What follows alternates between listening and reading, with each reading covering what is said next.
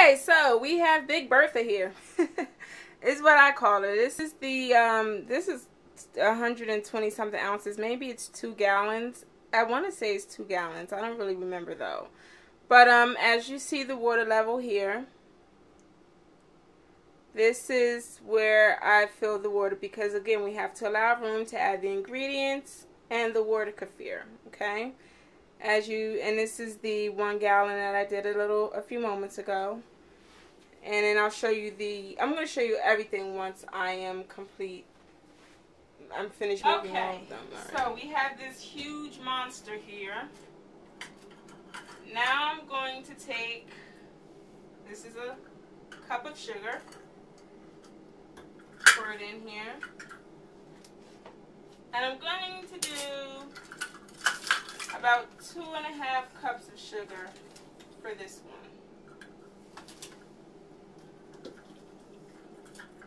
So that's 2.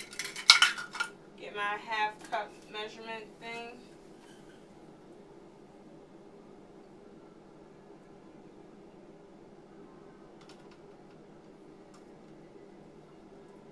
Water Kefir loves sugar. Loves sugar. Alright? And it feeds off it. And if you're wondering about the whole, diabetes aspect and, all things like that, I would definitely suggest you do your research on this. But from my experience, as the amount of sugar that I'm putting in here does not end up in the final product of the brewed kefir because the kefir grains actually eats the sugar. It eats it. So, yeah, I'm putting a lot of sugar in here, but once it's done, it's barely sweet at all. So, that's fine because, hey, it's their food. Sugar is their food.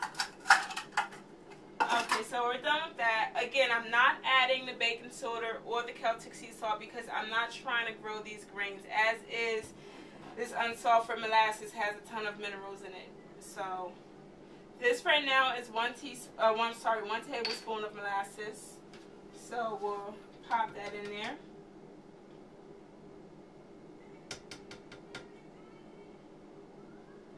And for this one, I'm only going to do 3. Previously, I've done 4 tablespoons, but this stuff devours it. So I'm only going to actually do 3 tablespoons of the molasses.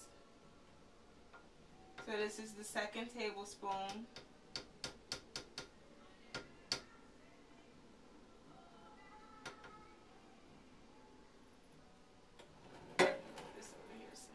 And this is the 3rd tablespoon.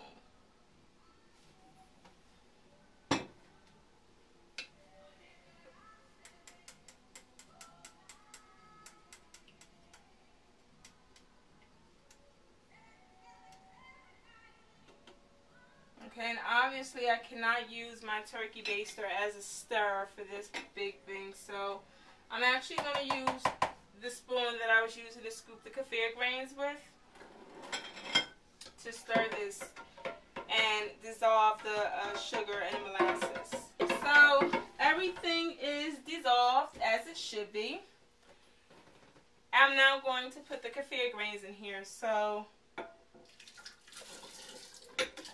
this is 1 cup.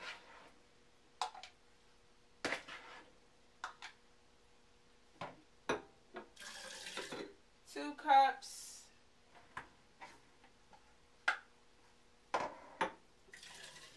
And that's 3 cups. Usually I put 4 cups of kefir grains in here, but the water level is already almost at the top of this, and I don't want to risk it overflowing. So 3 cups of kefir grains is fine. Next time I'll put even less water. So this time I put have the water level up to here. Next time I do this, I'll bring the water level. I'll stop it right here so that I can add another cup of kefir grains. But this is fine as is. And again, waste not, want not. My counter is clean. I am taking these kefir grains and popping them in here. I know you're probably wondering what I'm going to do with all of this water kefir once it's complete. Water kefir is so good. I usually drink this stuff up so quickly.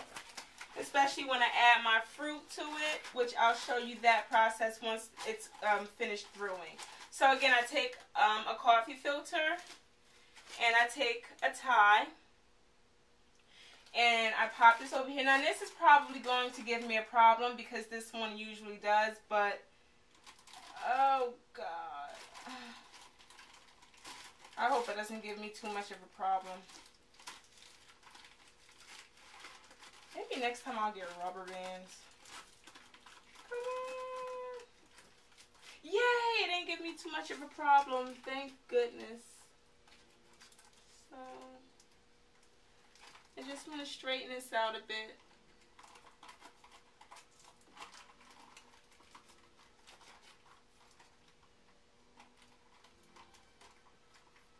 Alright.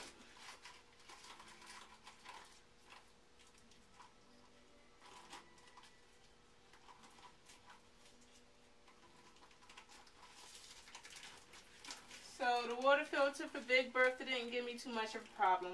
Loving it. Yes. Alright.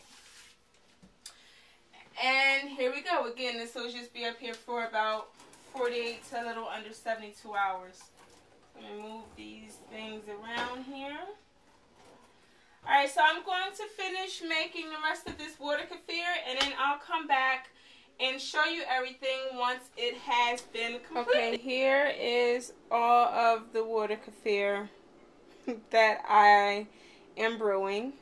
That is a lot, definitely, but it's going to be so worth it when once it's completed, it's brewing, and I add the fruit to it and let it brew a bit more. Oh my goodness, it's gonna go so fast. So yeah, I made a lot, but yep. There is my water kefir. And here's what I have left.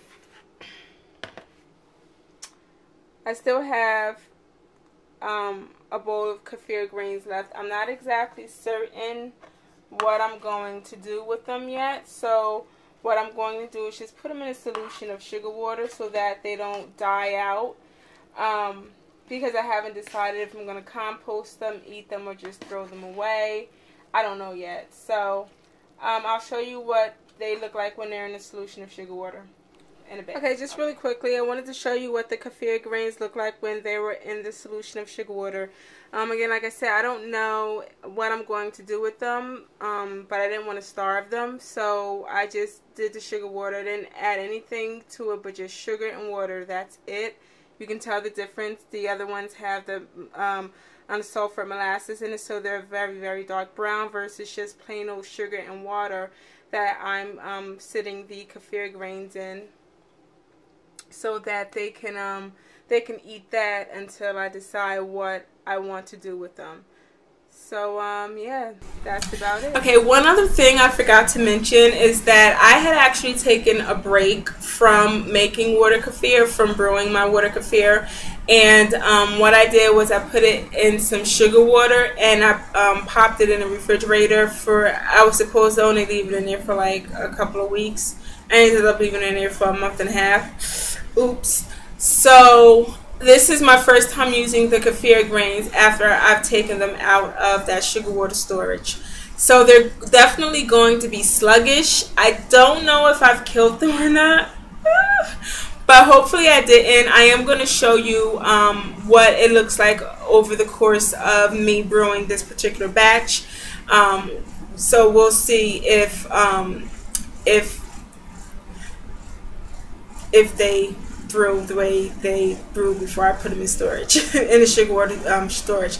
Oh, one other thing is, I know you saw in the video that I only added a pinch of baking soda and Celtic sea salt to one of the mason jars. I actually ended up going back and adding less than a pinch of baking soda and Celtic sea salt to all of the quart-sized mason jars, because again, I was concerned about that sluggishness since I had put the kefir grains in the sugar water for about a month and a half. Now the big gallon jars and really big glass jar, I did not put any sea salt or baking soda in those jars. I left that as is. But the 1 quart mason jars, I did add that baking soda and stuff too. So if you're interested in seeing how my kefir grains turn out, please, stay tuned to my channel, subscribe so that you can, know when I get those videos out there. And again, thank you so much for watching.